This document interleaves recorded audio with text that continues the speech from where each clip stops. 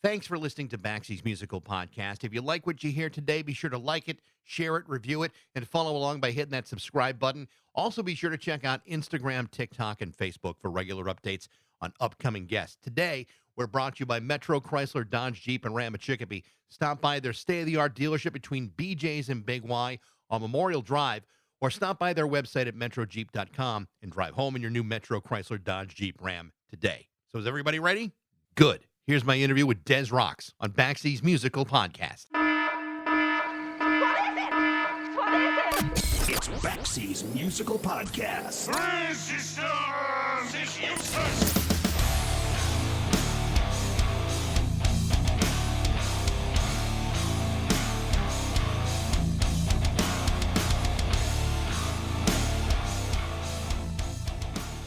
Did you ever see that Maxell tape commercial from the 1970s? The one where the guy is sitting on a chair in front of a set of speakers, and the guy looks like he's on the business end of a wind turbine, holding on for dear life while the speakers are blasting out some sort of wicked loud music at ear-splitting volume?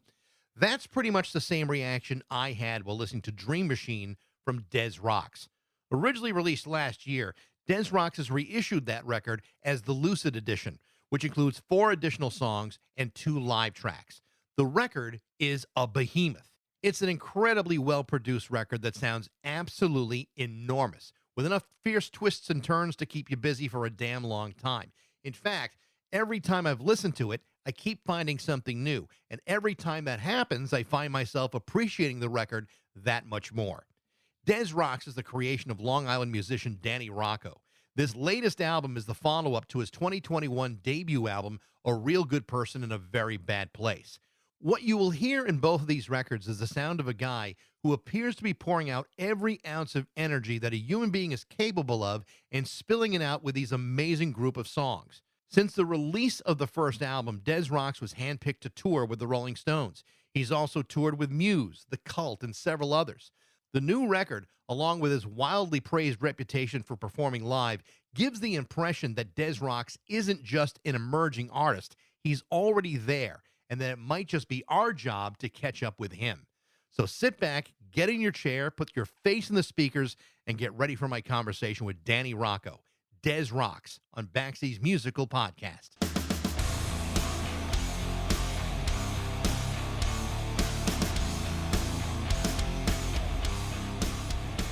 Hey, how are you? I'm good. Good to see you. Hey, you too. Thank you for your patience, man. I had a really freak thing happen this morning where it's so crazy. I have these really old parquet floors in my apartment, like from the 60s. Okay. And my wife walking across it barefoot, and a little piece got like splintered off and stuck into her big toe.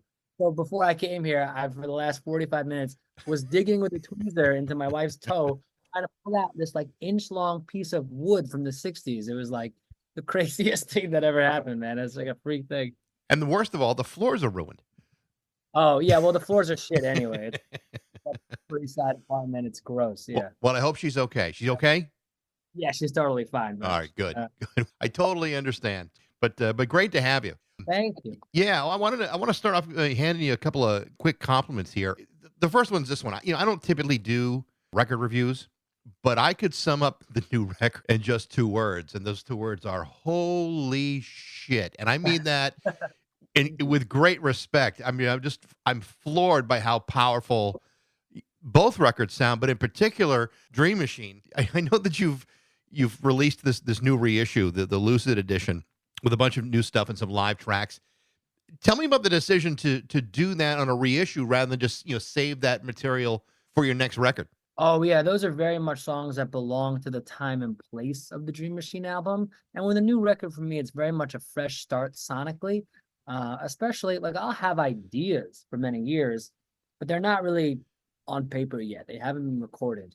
So when something is like recorded, the way I sing it, the way I express myself on the vocal take, it very much belongs to a very specific point in time. And I want to make sure those expressions are grouped together and not have something from, 2021 come out in 2024, because the whole vocal delivery is very different depending on what's going on in my life. The record sounds absolutely, has this enormous feel to it. And I know part of that is the production, but a lot of that is you in the way you've written the music, the way it's arranged. But more importantly, I think you as a songwriter have gotten better from the first record to now.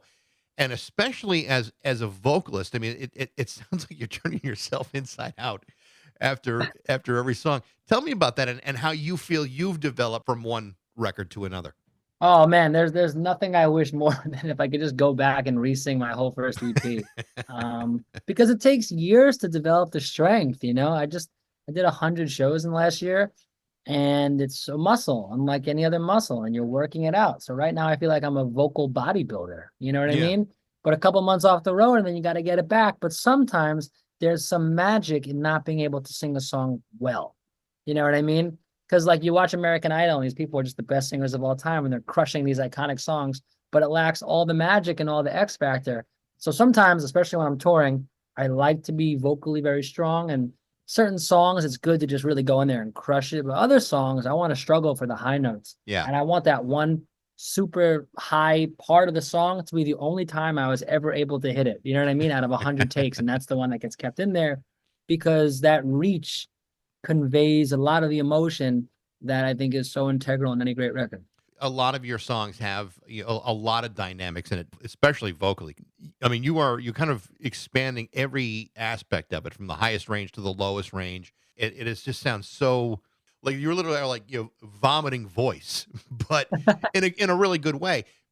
When you're performing live and you have those moments where you're discovering maybe like a new way of doing it or a new note or a new octave or whatever you're hitting, is it hard to recreate that over a period of time, or does every performance differ based on how you're feeling physically or just in the moment?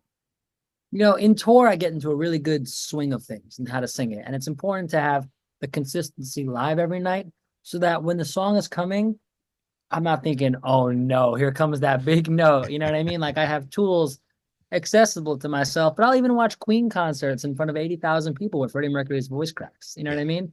And I actually kind of like when that happens because especially early in the show, because it really kind of breaks the fourth wall, and it's like, I'm not superhuman. I'm a man just like you, but I'm up here. I'm going to do my absolute best. And 99% of the time, nobody even notices, but I certainly do. But yeah, live, it's really important to have those tools. And what's exciting about new music is you don't have any tools when you go in there to sing it because very often you just scribble down the lyrics moments before you're going to track it forever. So those first takes kind of have a special magic in them of first impression for you as a singer. Yeah. If I re-recorded my old stuff now, those records would sound totally different, maybe for the worse, who knows? I've heard you talk about Freddie Mercury in the past and how much of an influence he was on you. And I know, early on when the young Danny Rocco sees Freddie Mercury for the first time, what was it about him that grabbed you? It was, speechless. I'm just in awe to see something that you connect with so deeply. It's like almost seeing a part of yourself on the inside, but manifested in person. I just think, look at that. And I would go, that's everything I want to do and be, you know what I mean? Like in every possible way to unite tens of thousands of people through the power of song, to have this equal amount of machismo and flamboyance at the same time coexisting in this beautiful harmony of performance. It's incredible. And I think the likes of it have not been touched since his death, and taking that energy and that sort of classic, timeless human energy and modernizing it is the mission of Des Rocs. It's very clear when you hear your music, and especially with the new record, that there's a pretty obvious, influences in your music.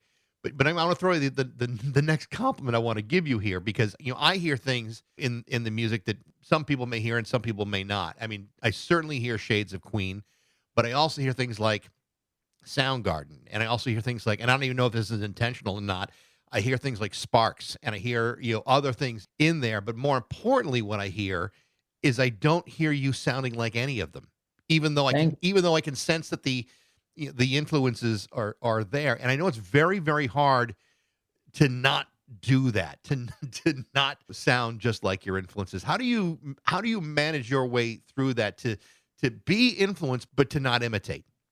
It's very challenging. I think some of the greatest songs I've ever written are just going to sit on my hard drive forever. because they are shameless imitations.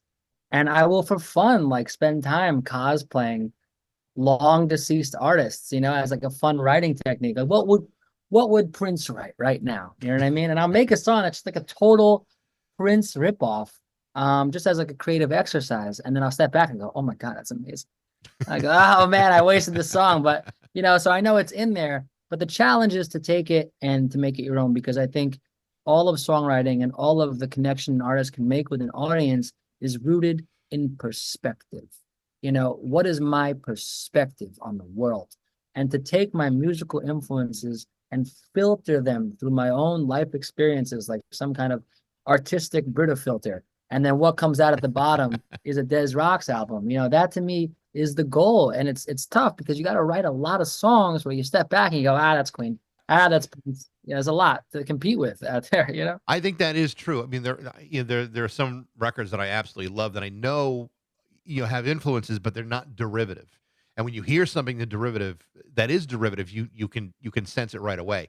And I don't get that when I'm listening to your two records. What I'm hearing is a guy who respects what other artists have done, but you're going to do it another way. And it's refreshing to hear you say that even if you have a good song and it's too close, you may put it away for a while and maybe try to go back to it in the future and see if it can be separated like that. Artistically and creatively, that's a real challenge for a lot of people. Yeah, it's tough. And not all artists value that, and not all audiences value that. There are plenty of artists who have sailed to metric heights of success by simply not caring about that. You know what I mean? And that's fine for them, to each their own, but it's a value of mine to add to the artist tapestry of rock and roll and to stand on the shoulders of giants. And that's a really small little hole that I'm trying to, jump through, because a lot has been done already and a lot of really great work has been done already. You know what I mean? It's like a blowout sale at a store and it's been going on all weekend and I get there Sunday night. Not a lot of pieces left. You know what I mean? Right. So to take the one tiny little t-shirt that doesn't fit and the everything else, and create something completely fresh out of it is really challenging, and it takes a long time. But you got to just be down for that journey, because a lot of amazing riffs have already been birthed. So to create a new riff that could be potentially iconic, that the world has never heard before, it's going to take a minute. So I think time is the most important thing there. When it does happen and you find yourself too close, is there a specific artist you find yourself getting too close to more often than not? Oh, all the time. It's a lot of it depends on like what I'm listening to at the moment. So, I've been listening to like a lot of Pearl Jam recently. Mm-hmm. And I wrote a song that I showed somebody who I work with quite a lot on my records. And he was like, that is literally like the unreleased song from like 10. You know what I mean? Like, I was like, yeah, but it's so good, isn't it? He's like, yes, but it is literally Pearl Jam. And I'm like, yeah, that's right. They didn't write that song though, but it could easily be Pearl Jam. Sure.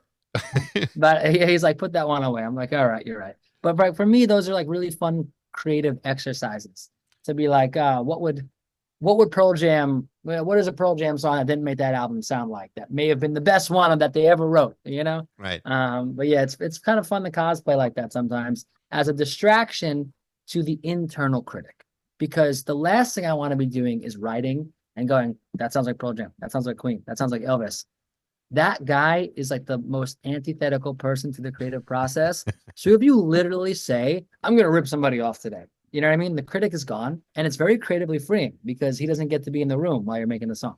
But there has to be moments when you go back to those songs and you see if they are salvageable. And can they be? I mean, can they be done in a way that separates even further? Yeah, they'll lead to moments too. You know what I mean? They'll lead. They just open up veins all over the place, these kind of like creative exercises that I do. And then every once in a while, I'll have something that I'm absolutely in love with. I go, that's a little bit like so-and-so. I go, I don't care. Like, art is supposed to be provocative. Like, if I have 20 seconds, I kind of are reminiscent of something and it challenges the listener or evokes some kind of response, that's great art, because you could do a lot of comparisons on Led Zeppelin records to tons of records and just go, but guess what? We're all talking about it. A huge difference between that and having fun and winking at the audience versus shamelessly ripping something off. Well, I think that's one of the things that I like about records that I like when they do this, because to me it's important. They'll be going down a lane, and then there's a quick left, Like one, Mhm. there's you can write almost anything, but if you're going to take somebody on a journey, you gotta find another way around it. And I think those are the moments in music that are really so interesting. Is those moments you don't expect, whether it's a bridge or a chorus or even the arrangement can sometimes salvage a song that may not be perfect, but certainly catches your interest along the way. Yeah, absolutely. Dynamics are everything. Yeah. And to do it not just for the sake of doing it, but to pull off something that is on paper kind of challenging and weird and makes the audience feel a certain way, but no one can really quantify it immediately. Like that is so important. I think Soundgarden did an amazing job of that with crazy key changes and crazy time changes. But yeah, dynamics are everything. Yeah. There's nothing more boring to me than a rock band that just goes intro, verse, pre-chorus, chorus, second verse, second pre-chorus, chorus, bridge, third chorus. Like, yeah, I've got plenty of songs like that, but to be tied to a format like that simply for the sake of it, we have so many of those. You're not adding anything to the conversation. A lot has been done in this genre. And if you want to compete, you have to compete at like the highest level. Yeah. Otherwise you're just creating noise for other artists. There's a couple of songs on the record that I wanted to ask you about. First of all, "I Am the Lightning" is awesome. The title track is incredible. But what I wanted to ask you about is "In the Night." I mean, obviously, there's a couple versions here. There's the one on the original album from last year, but then you've also done it with Under Oath. I mean, these guys have got gold records. They got a fistful of Grammy nominations under their belt. Tell me about that song and reworking that song with those guys. Well, I've got a lot of mutual friends with them, and I've always respected them immensely because there's something special about bands who are born of scenes that are very time and place. Because there ends up being like a Yucatan Peninsula style mass extinction event for those scenes, right? Right. And then what's left over are just like a couple little birds and mammals from those events. And the ones that survive those scenes, like they survive for a reason, and they prove themselves to be so cut of a different cloth in a way that maybe wasn't apparent at the time and place of that scene happening. And Under Oath is like very much came from this specific scene of music, and is one of the few bands who the songs and the quality and the musicianship was so excellent in a way that it has endured for such a long period of time. And I've always admired bands like that tremendously. And it's a band that I listened to a bunch in high school, but I wasn't a part of scenes. I didn't care about scenes. I just loved the band because it's good, really good.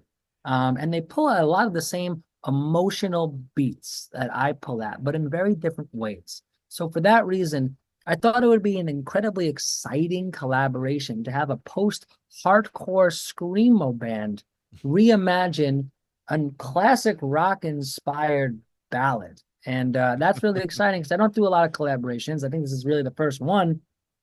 And to do it with something so unexpected and so different is, again, all about adding to the conversation of how we challenge rock music as we know it. And to be able to challenge your own songs and not be, like so precious about something that you've written, say, well, I wouldn't want to do this one with Under Oath. But it was actually a pretty bold idea to say, okay, let's take one song and then it could just completely, dissect it and put it back together again. I thought that was a really cool idea. Thank you. Thank you. Yeah, they're so excellent. Also, it was really exciting for me from a production standpoint to be able to listen to and evaluate guitar takes and drum takes and bass takes that I didn't play. So I get to be totally objective and just listen the way like a Rick Rubin would just listen.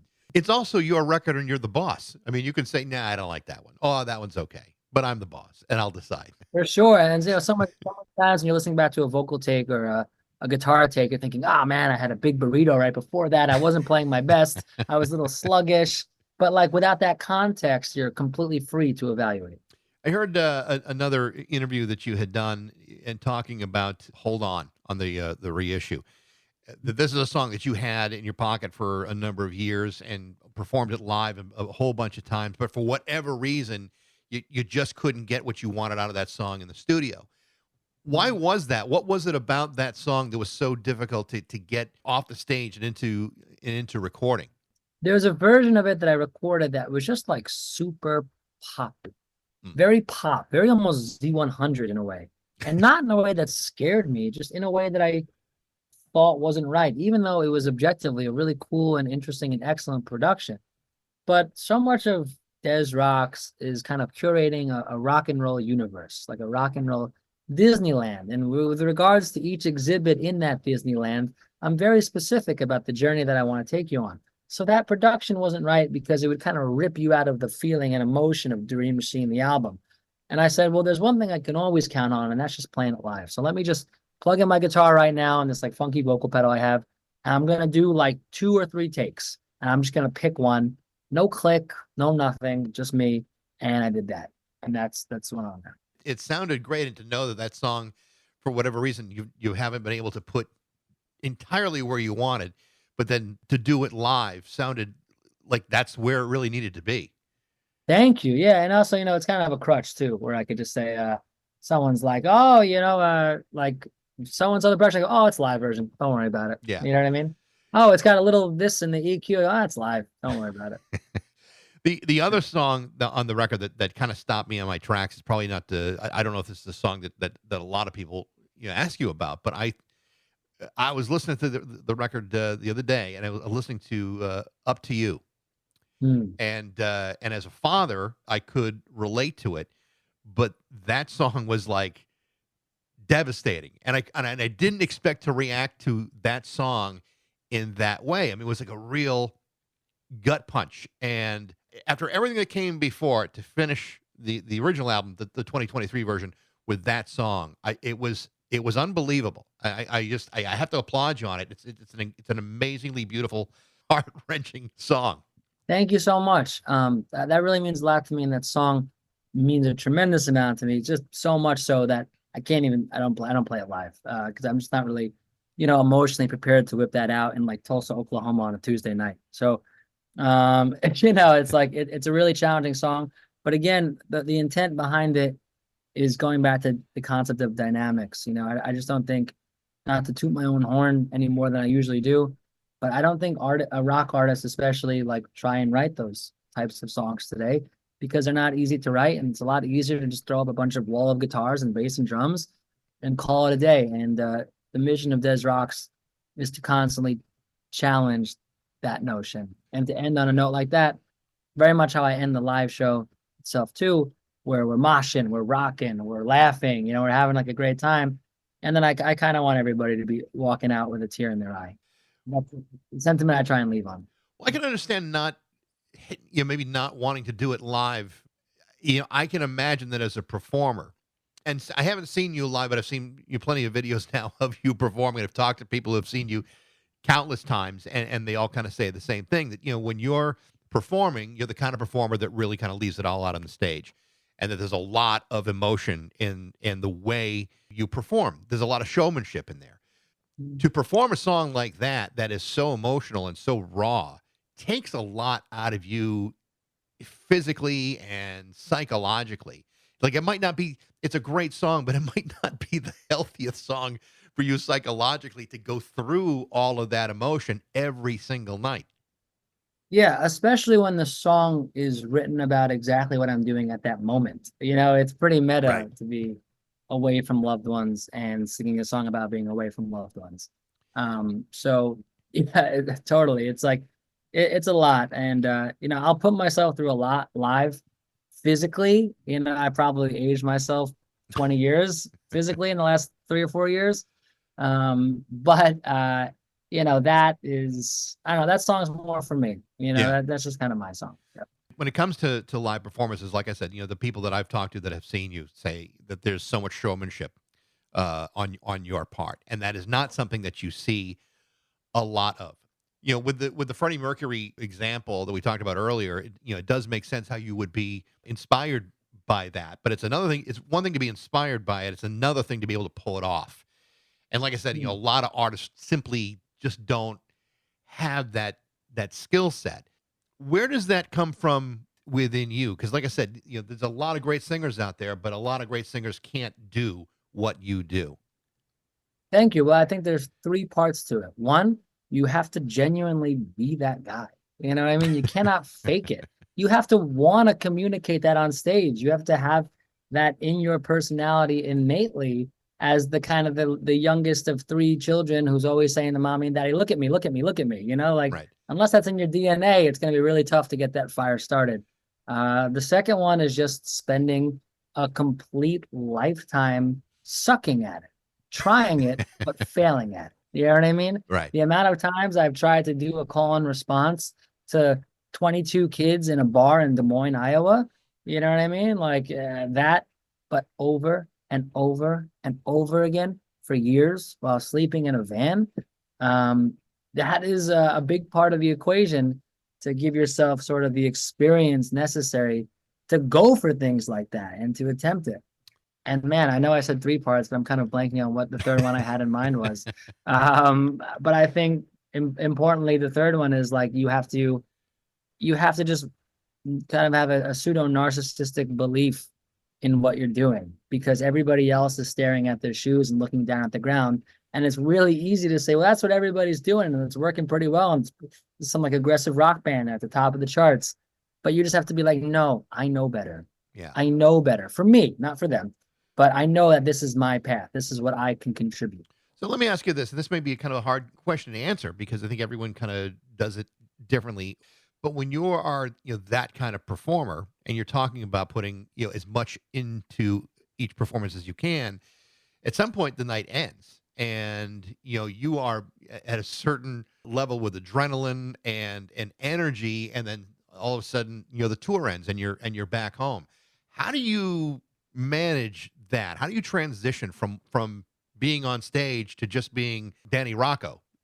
It's very challenging. I have like a lot of crazy stuff that happens physiologically in my body when I come on tour and when I come off tour. It's like everything in my brain and body gets rewired. And it'll take me like a month to recover from a tour. I'll go so hard.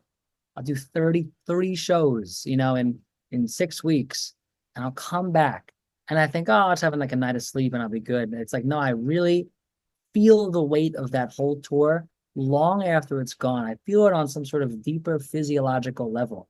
And I'm like starving. I'm just eating constantly. I'm eating for days and days and days. And like, it's almost like going through puberty. I have like, I go through puberty like 3 or 4 times a year. I feel these immense changes going on within. And I'm sure someday people will probably be able to like point their finger on exactly what is going on. But the lifestyle of touring is so extreme and unusual that it's very tough to gear up for it and to wind down from it. So I have to ask you, you talk about, touring and you talk about the toll of it all. I got to ask you about the Rolling Stones and about being handpicked to open for them on tour.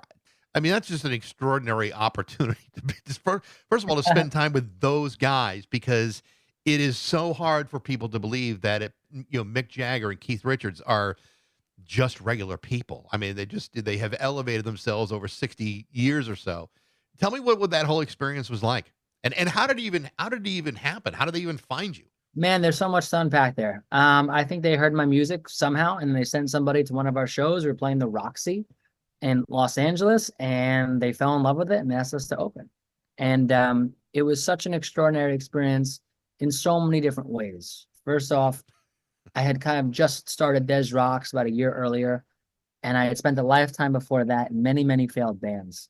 So in an industry where there's so few metrics to sort of gauge if you're doing the right thing, to have that stamp of legitimacy was so special. Not that I need it or crave it, but maybe at some deeper level, I really do. Every once in a while, it's nice when you're just kind of like lone wolf out there on the road. It's really cool to have those moments. And secondly, the Rolling Stones have an incredible history of hand selecting artists that most of the music industry has given up on or has not entertained. They took Prince on one of his first tours. Yeah. Prince was booed off the stage on that tour. They took Guns N' Roses on one of their first tours. So there's a really special association with being picked by them because they're like the best A&R people in the world. They take risks on artists they have nothing to lose, that they just want to give a platform to. And that part is probably the most special part of it all for me. So what was it like to hang out with them? Or did you get a chance? How much time did you get to spend with them? Briefly, but we did get to spend time with them. And like, regular person, they just have this like special aura around them, this glow of being living legends in a way that I think no other human being on earth has attained the status of. and to have a career that I don't think anybody else in the music industry will ever be able to have Yeah. for so many different reasons. So to be that unique in culture and art for eternity, it was cool to be with that person while they live and breathe. Did you at any point say, "Oh my God, I'm standing right next to Mick Jagger, and he's calling me by my first name"? At every single second. Yeah, there wasn't a second where that ever was turned off at any point. From what I understand, and you can explain this to me if you can, you did not start off as the lead singer of a band. Des Rocs really is the first band that you have fronted. You've played guitar. I guess you started off with violin, but this is really the first time that you've had the opportunity to be the lead singer of a band. The questions I have is, first of all, did none of your previous bands insist that you be the lead singer? And then secondly, how did you figure I can do this? I mean, what was it that said, I think I can do this probably better than maybe I think I can do this? Oh man, I've always felt like I could do this. You know what I mean? Even when I couldn't do it, I felt like I could do this. At some point, I knew I didn't have what it takes, but I thought someday I got this in me, this like eternal flame that has been burning since the second I was conscious. But I think I was a bit not confident in my voice because everything I heard around me and everything I was exposed to was so antithetical to the way I naturally sang.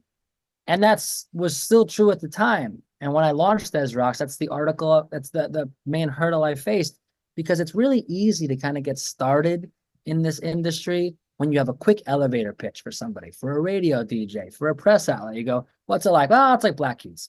Okay, what's it like? It's like Imagine Dragons light. You know what I mean? And Right. It's really easy. It's so easy. But when the elevator pitch is a bit more nuanced, so what do you like? Well, it's an ultra dynamic rock and roll project out of New York City. It's a solo artist, and he filters all of his life experiences through the prism of rock and roll music. And it's a little bit artistic, but there's also like a lot of red meat rock and roll riffs. And at the end of the day, it's larger than life. Well, that's a harder sell for the radio programmer. You know what I mean? It doesn't just drop right into the playlist so easily. So I think I was conscious of that hurdle. And then I said, okay, I'm just going to go for that hurdle, because what are the best ideas and the greatest dreams and desires all live in graveyards. And I don't want to be one of those people. I just got to go for it. Yeah. But to be vocally as dynamic as you are, like you said before, it's a key part of the whole Des Rocs, idea. The whole motif is really kind of centered around that. But a lot of singers and bands do not go through their entire range in a single song. I mean, that's just, you're cramming a lot into a short span of time. So to dive right into that in your first experience as a lead singer is pretty remarkable. Thanks. Yeah, that's not conscious. That's just the way I present it. I think, a verse or an introductory part, I want to like bring you into the song. And then by the chorus, I want to be so unhinged and emotional that you're just like, can't help it. I almost feel like I'm going to jump out of the speakers and grab you and pull you in like some like commercial in like the early 90s or something of a guy like leaping out of a TV and pulling you into the reality. I want to do the same thing. I want to have like a Tron effect, but musically, So yeah, it's just part of the process. It's not really intentional. It's more just who I am. Well, you definitely accomplished that mission. That's for sure, Danny. Thank you. Listen, I'm it's a real pleasure to talk to you. I really enjoyed getting to know the music a little bit more. I know that you're off tour right now, but what's the plan going forward? I mean, are you looking to release something soon or down the road? You get back on the road next year? What's the plan? So I'm home for the next 2 months, which is great because I'm just gonna be excuse me, I'm just gonna be writing and demoing out ideas, more like sketching. And then in January, I'm going to record a whole new album. And then February, I'll be probably hitting the road again, February, March, and just touring like a madman, which is what I always do. That's awesome. Hey, great to talk to you. I wish you all the luck and good luck next year. Thank you. Likewise. Nice talking to you. Nice talking to you too, Danny. The name of the latest Des Rocs reissue is Dream Machine, the Lucid Edition. Give it a listen. It's really amazing. Thanks for listening. I hope you enjoyed it. Feel free to follow us on Instagram, TikTok, and Facebook for regular updates. You can also email me at bax@rock102.com. I'd love to hear what you think. Thanks again to Metro Chrysler, Dodge, Jeep, and Ram at Chicopee for their support, but most of all, thanks to all of you for listening to Baxie's Musical Podcast.